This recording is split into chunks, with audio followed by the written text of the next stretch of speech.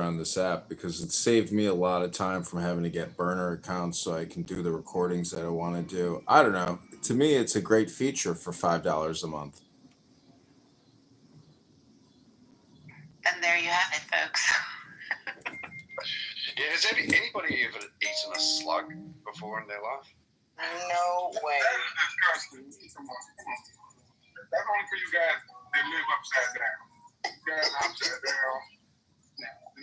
That's not for us people that spend upright. You know, one man's... John, have you eaten a slug before in your life? Well, one man's trash is another man's treasure, and Anonymous allows me to record a lot of trash, which is treasured to my YouTube, which hopefully will be monetized. We are what we eat. Okay, got it. Oh my God, y'all crack me up. I'm dead. Yeah, John, the one time where you were recording would have came in handy and you weren't in the room. You didn't record it. It would have came in real handy. Yeah, I hear that a lot. John, can you go to this room? Can you record that room? People texting, calling me, quick, go to this room, record this room. It's like, you know what? Just get your own burner account and record the room yourself. Stop asking me to do all the recordings for you. But Nathan called me a full-on liar. So if I would have had a recording and I could have thrown that in his face, that would have been golden. Hey, for now, I'm John, the manager. If you need any clips, come to me. We charging 80 cents a minute. 80 cents a minute for any clips you need. So come to me if you need any clips. Well, you're about 3 days too late. It would have been on either Tuesday or Wednesday that it happened. I'm sorry that we wasn't providing the service. But from now on, we will be in every room on Clubhouse. No matter what you got to do. I was about 85%, 82, 80, fast control.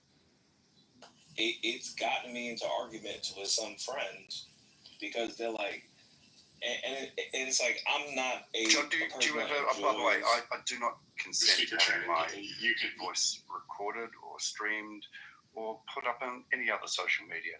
Just FYI. If I do find my voice on any other social media, I'll be taking action. Hey, Kima, hang on for a second. John, do you hear what I'm saying? I'm sorry, I couldn't hear that. What was that? Could you say it again? Yeah, I'll make it really clear for you. Okay.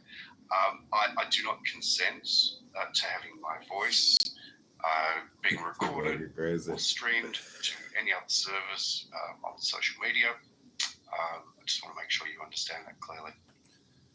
I'm sorry. Cash App and bio with my 4 cents of ad revenue. Sorry, what was it? Sorry, I was just starting some YouTube lives here. I couldn't really follow what you were saying. Could you say it again? Cool. Yeah, I'm just letting you know that I don't consent to having my voice recorded or streamed to any other service or to be placed up on YouTube or any other social media. Do you understand? And by the way, I'm not going to ask again. I'm just going to block you. Oh, so you're proving... Clubhouse. So, you signed the actually, contract with... hang on for half a second. I just want to make sure that John heard me.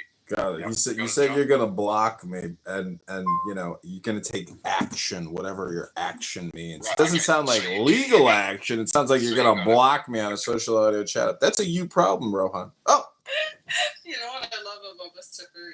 I got kids. Conversation, the inquiry was engaging.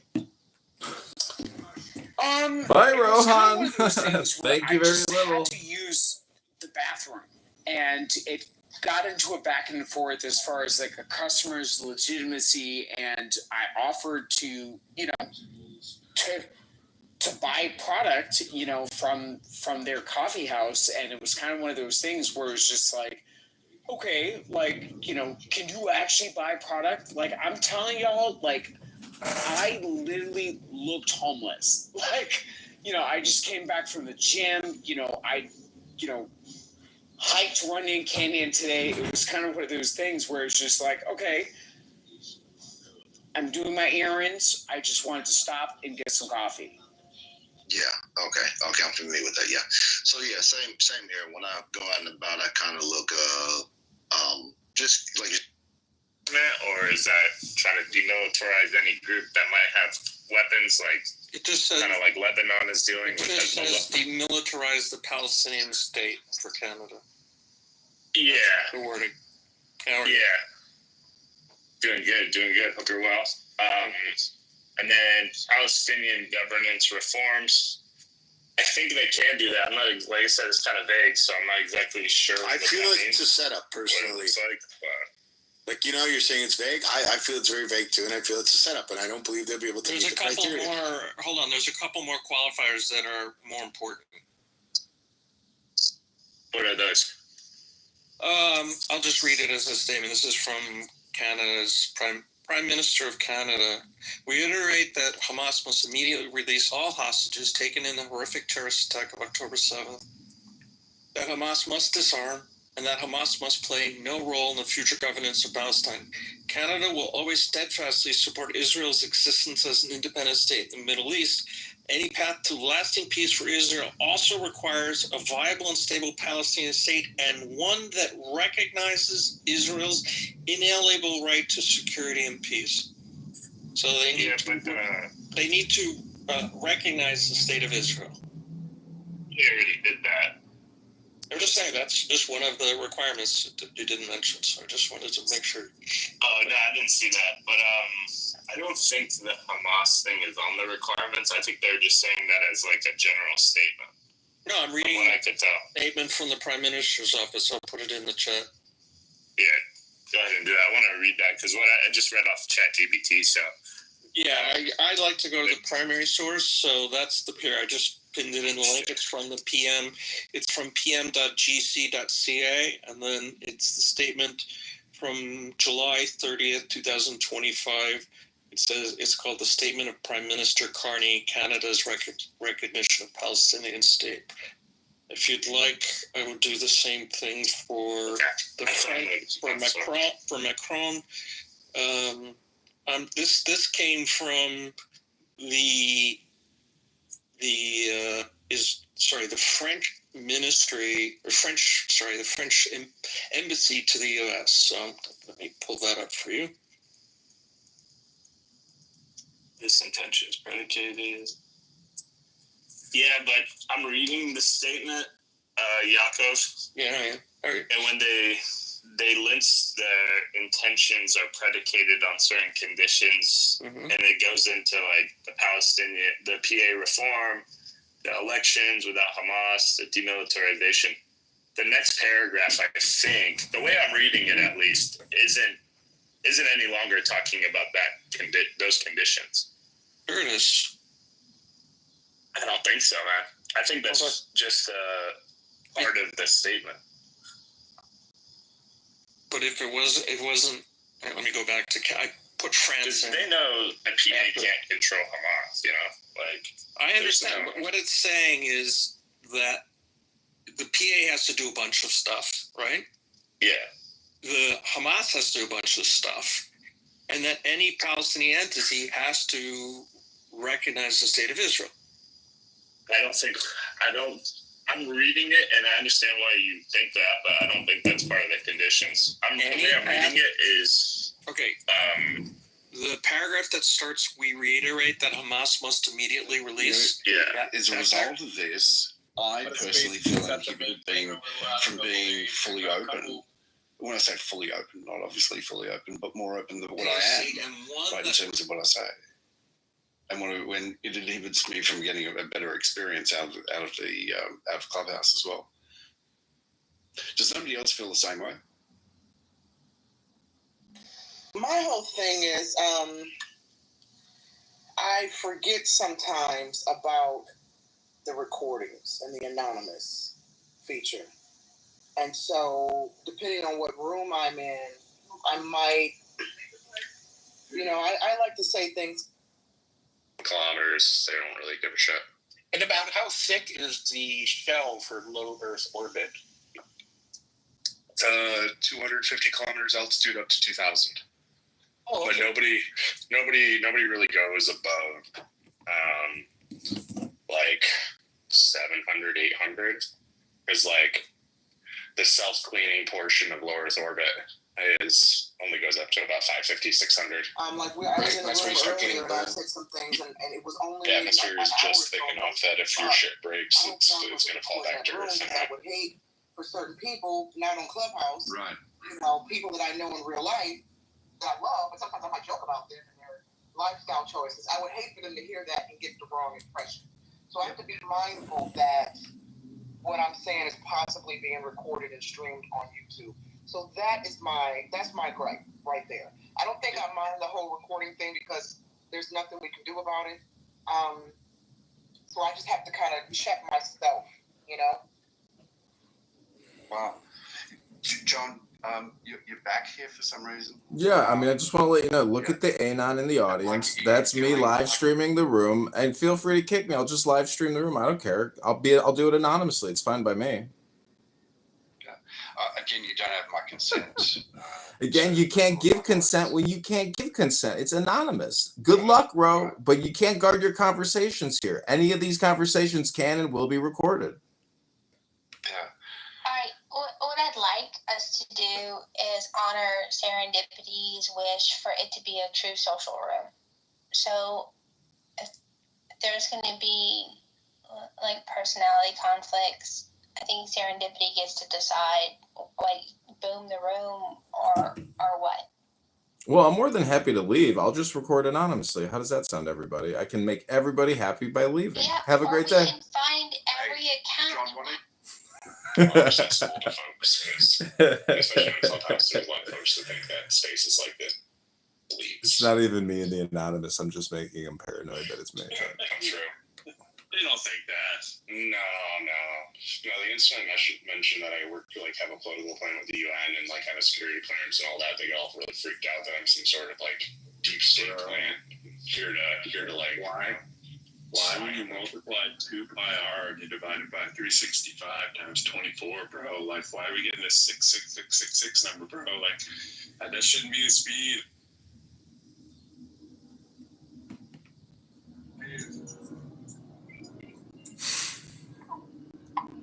I mean, there's the legal part of it, but there's also the, somebody asked not to be recorded.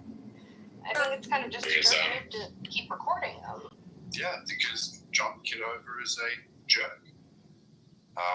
You're no gentleman. You're no gentleman, sir. Jerks. Only jerks call people jerks, sir. You're no gentleman. You are harassing. I request you cease harassing us. You're harassing yourself, sir. I'm merely recording anonymously. You're no gentleman. We right at the top of one of They kicked me. We said that the professor's last name was Seitzman. So we said that 666 meters was equal to 1 Seitzman. There are millions of people. Assignment in Seitzmans as our unit of length.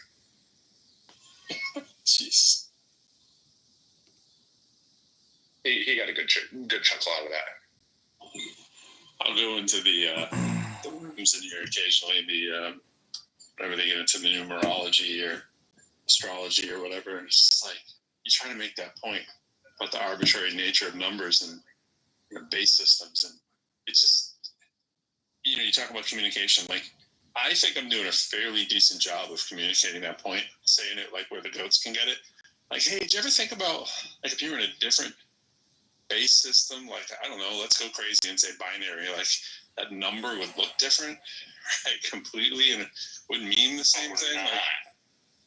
That's the pushback, right? But the whole, but you're talking about the sacred sanctity of the number itself. I'm assuming sacred and sanctity go back before base 10 enumerations, right? Am I wrong here? It's over the mark, bro. And then you tell them the concept of zero came out of the Middle East. With the top tech company that I worked for at the time, and I was driving a 5 Series brand new BMW. I don't know why the cop pulled me over. Honestly, it was a brother. I still don't know why he pulled me over. I think it was maybe curious. I think that he was maybe curious, but ultimately it led to nothing. But I think, in short, the point that I'm making is that, yeah, racial profiling is an issue, but I think that if you're within a certain class or demographic, then you're a bit more protected. Let me ask you a question with respect, because it was something else brought up earlier, which I never heard of. And I would love Racial you profiling can be touched. within the black community, do you feel that's a real thing? I don't know that it is, but I think that broadly, I think that I think that the outcomes of being profiled and pulled over by a black cop, sort of the outcomes are much better versus if you were pulled over by like a white cop. Like let me give you guys a quick example, and this is back in my college days. I went to Morehouse, which is an HBCU, all-male, very well-known. And I remember driving back, and at the time, I was driving a Saab in college, believe it or not. I was fucked up. I came from a fucking frat party. I was fucked the fuck up. And I was about a mile away from my exit. And it was a sheriff, a black sheriff, that pulled me over. And you never get close enough to so we came in my car. It was clear I was fucked up. And I even admitted it. I was like, yo, bro. I was like, listen, I'm a Morehouse grad. I just came from a frat party. I literally live in this apartment complex less than a mile away. He let me go. And I know the only reason why he let me go is because I was black, I went to Morehouse, and because I was driving south. If it had been a white guy, they would have fucking handcuffed my ass in 2 seconds. So I think that there's this nuance that exists within racial profiling that may give the very few black people that may be perceived to be in a certain class based on my experience. And I'm just speaking for me.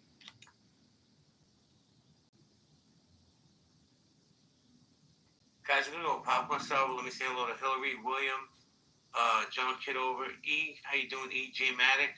Guys, we're going popcorn style. Grab the mic. And if anybody's gonna speak, maybe give us a solution to the problem, because it seems to be systemic through the country. I want to agree with the person who was just speaking before me. As far as I think that social class has a lot to do with it, if not more than or as much as. Because if you see somebody dressed to the nines that looks like they belong, that's driving a really nice car in a really nice neighborhood, doesn't really matter, what the color of their skin is. You see somebody driving a really nice car in a really nice neighborhood that does not look like they belong behind the wheel of that car, you're going to get pulled over. You're going to get questioned. I mean, God only knows how many times I've been questioned about, like, literally back in New Orleans, just all the fucking time. And, it didn't have anything to do with the color of my skin. It had to do with the fact that I was very young driving a Porsche, So I got pulled over a lot. And I think that, I think I agree that there's a classism that runs parallel to the racial comment. The only thing about classism is that when you look at wealth stratification across race, is that the chances of coming across a black person who's in sort of the higher levels of wealth are not, the data doesn't prove it. Whereas the majority of black people, based on wealth stratification, you're going to find that the overwhelming majority of black people are going to be in sort of the lower tier of wealth, and at best, maybe the middle tier. So given that data point, it always is going to tie back to racial profiling is an issue. I find it's more here. Okay, so I live in Houston now, but I grew up in New Orleans, and in New Orleans, I just don't think it was. Maybe because most of the police officers there were black, but I don't think it was as big of a deal. They were more worried about tourists and drunk and shit and giving people fines for being drunk, shit like that. They had their way. Here, where I'm at in Houston, look up Jersey Village. It is this little tiny segment of Houston. But the speed limit goes from 50 and it drops down to 30 with no warning, zero warning. And they just sit there and there's just one little 3 miles. That's it, 3 miles of street, and they'll just pull people over left and right. And I'm telling you, man, everyone I know that's got pulled over there, if you're young, white, rich, you can go. They don't even ask you for shit. Everybody else is not. Hispanic, black, Asian, doesn't matter. You're getting ticketed, you're getting pulled in, you're getting your car towed. It's crazy. It's got to be the most racist little city I've ever seen, in my lifetime. And it's just not even realistic. I don't know how they get away with it. Well, illegal asset, seizure and forfeiture is a major problem. If you're going to the casino, coming back to the casino, you get pulled over by the police, the state troopers. They can seize your dollars in your car with no questions asked and make you have to sue them to take your money. So that's a major problem. It's unconstitutional, and police departments are getting away with it across the whole country, and it's well documented. Yeah, this Jersey Village is they're self-funded. So all of their money is coming in, their tickets and all that, it's all coming from that. So, and I don't know what the difference between that and Harris County, where I live at, I don't know the difference between the two, why one of them is run by the city and one of them is able to fund themselves. But yeah, it's just 250 kilometers. And I don't see how it's legal. Nobody. Hey, Ozzy, I think in order for somebody to say that racial profiling isn't something that's real, the only way I could really imagine that is by somebody having a politically motivated perspective.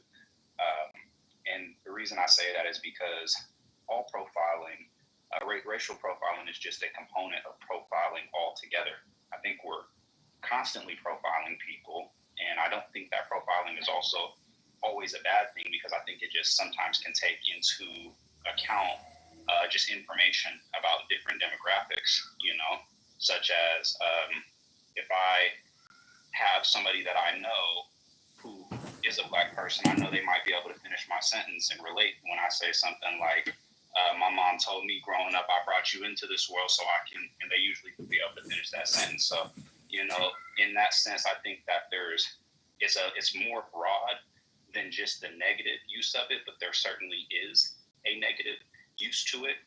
So yeah, it's absolutely real, but I would say it is only one component of profiling altogether. And I think that when you take into account the entirety of how many different dimensions you can profile a person on, while racial profiling can be more significant for some people than for others in terms of the significance it's played in their life, it ultimately is not as significant as all of the other combinatorial factors combined. So I think that, yes, it's absolutely real, and I've experienced it. I'm a mixed person, so I'm black, white, and Mexican, and I've experienced racial profiling from every single side, from black people toward me, white people toward me, Mexicans toward me, and in every direction I can think of.